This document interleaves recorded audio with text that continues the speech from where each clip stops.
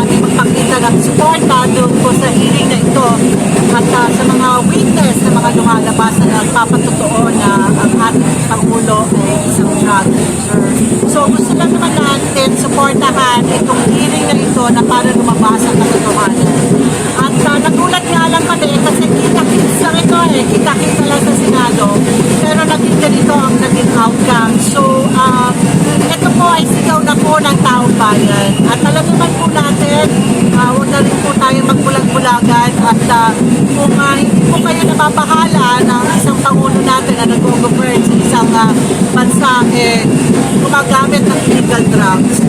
Alleged illegal drugs. Kaya nga nandito tayo sa Senate, ito sa hearing na ito, para malaman. Pero alam mo, nung isang araw ba yun kahapon, may interview sa ating Pangulo, tinatanong sa kanya kung ano masasabi niya dito sa hearing na ito.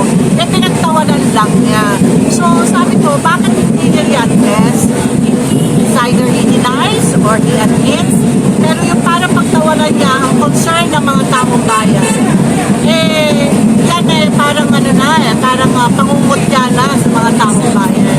So sa akin lang, under the Constitution naman, public trust, siguro naman, meron tayong rason to family ask him to resign. Kasi wala nang tiwala ang mga taong bayan. Maawa po sila at walang moral ascendancy. Paano na yung ating mga youth, yung mga kabataan natin.